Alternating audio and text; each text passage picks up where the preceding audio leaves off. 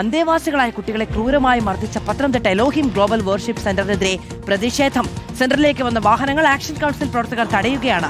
സ്ഥാപനം പ്രവർത്തിക്കുന്നത് ഒഴിയണമെന്നാവശ്യപ്പെട്ട് കെട്ടിട ഉടമ നോട്ടീസ് നൽകിയിട്ടുണ്ട്. കുട്ടികളെ മർദ്ദിച്ച പാസ്റ്റർ ബിനോ വാഴമുട്ടത്തിനെ ചോദ്യം ചെയ്യാത്തതിലും പ്രതിഷേധമുണ്ട്. പ്രവീൺ പുരുഷോത്തമൻ വിവരങ്ങളുമായി ചേരുകയാണ്. പ്രവീൺ, ആക്ഷൻ കൗൺസിലിന്റെ നേതൃത്വത്തിൽ വലിയ പ്രതിഷേധമുണ്ടാവുകയാണ്. ഇത്രയും വലിയ പരാതികൾ ഉണ്ടായിട്ടും ആർക്കെതിരെയും അറസ്റ്റ് അടക്കമുള്ള ഒരു നടപടികളും ഉണ്ടായിട്ടില്ല എന്നതിൽ വലിയ പ്രതിഷേധമുണ്ട്. പ്രവീൺ,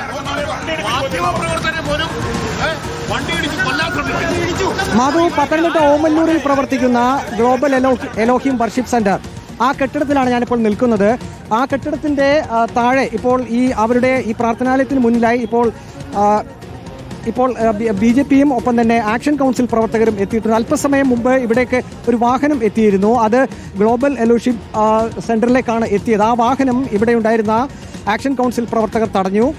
ഒപ്പം തന്നെ ഈ വാഹനം അവിടെ നിന്ന് വളരെ പെട്ടെന്ന്, വളരെ വേഗതയിൽ അപകടകരമായി പുറകോട്ടെടുത്ത് ഇവിടെ നിന്ന് ആ വാഹനത്തിലുണ്ടായിരുന്നവർ രക്ഷപ്പെട്ടു എന്നാണ് ഇപ്പോൾ ഓമല്ലൂർ ഗ്രാമപഞ്ചായത്ത് അധികൃതരും പറയുന്നത്. കഴിഞ്ഞ ദിവസം ഓമല്ലൂർ ഗ്രാമപഞ്ചായത്ത് ഈ കെട്ടിട ഉടമയ്ക്ക് നോട്ടീസ് നൽകിയിരുന്നു. കാരണം ഈ കെട്ടിടത്തിന്റെ ഒരു മുറിയിലാണ് ഈ Elohim global worship centre, pastor Bino Vazhamuttam നടത്തുന്ന ഈ ഒരു പ്രാർത്ഥനാലയം പ്രവർത്തിക്കുന്നത്.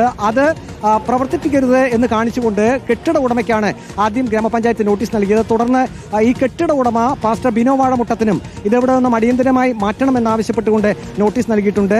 പക്ഷേ ഇന്നിപ്പോൾ ഇത് പ്രവർത്തിപ്പിക്കാൻ ഇവിടെ ബിനോ വാഴമുട്ടം എത്തും എന്ന് അറിഞ്ഞുകൊണ്ടാണ് ഇപ്പോൾ ഇവിടെ ഈ പ്രവർത്തകരെല്ലാം ഒത്തുകൂടിയിരിക്കുന്നത്. കഴിഞ്ഞ ദിവസം തന്നെ ആക്ഷൻ കൗൺസിൽ വ്യക്തമാക്കിയിരുന്നു ഇവിടെ ഇത് പ്രവർത്തിപ്പിക്കാൻ അനുവദിക്കില്ല എന്നുള്ളത്. ഇപ്പോൾ ഗ്രാമപഞ്ചായത്ത് പ്രസിഡന്റ് ആതിര നമ്മോടൊപ്പം ചേരുകയാണ്. കഴിഞ്ഞ ദിവസം പഞ്ചായത്ത് നോട്ടീസ് നൽകിയിരുന്നു കെട്ടിട ഉടമയ്ക്ക്. പഞ്ചായത്തിന് സെക്രട്ടറി കൊണ്ട് കൊടുത്തിട്ടുണ്ടായിരുന്നു. അവര് ഇന്നലെ തന്നെ നോട്ടീസ് പുള്ളിക്കും കൈമാറിയിട്ടുണ്ടെന്ന് അറിഞ്ഞത്. പിന്നെ നമുക്ക് നോക്കാം, ഇന്ന് എവിടെ വരുമെന്ന് അറിഞ്ഞേക്കുന്ന കോപ്പി ഉണ്ട് കയ്യിൽ. അതെല്ലായിട്ടാണ് നമ്മൾ ഇന്ന് വന്നേക്കുന്നത്. നിങ്ങൾ സമരത്തിലേക്ക് പോവുകയാണ്?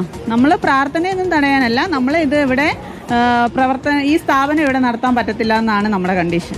സമയം ഒരു വാഹനം ഇവിടേക്ക് വന്നിരുന്നത് തടഞ്ഞു പ്രവർത്തകർ. വാഹനം വന്നു, അത് ചെന്നീർക്കര ഈ ബിനു പാസ്റ്ററിന്റെ പേഴ്സണൽ സ്റ്റാഫാണ് പുള്ളി. അന്ന് ആ പ്രശ്നം നടന്ന സമയത്ത് ഞങ്ങൾ അവിടെ എത്തിയപ്പോഴും പുള്ളി അവിടെ ഉണ്ടായിരുന്നു. അപ്പം ഇന്ന് നമ്മുടെ പ്രവർത്തകനെ ഉൾപ്പെടെ മാധ്യമ പ്രവർത്തകരെയും വണ്ടി ഇടിച്ച് കൊല്ലാനാണ് ശ്രമിച്ചത്. അതുകൊണ്ട് അതിൻ്റെ ഒരാൾക്ക് കൈക്ക് വേദനയുണ്ടെന്നും നമ്മുടെ ഒരാളുടെ കൈക്ക് താണ്ട വേദനയുണ്ടെന്നും അറിയിച്ചിട്ടുണ്ട്. നമ്മൾ ഉടനെ ഹോസ്പിറ്റലിലോട്ട് നോക്കാൻ പോവാണ്.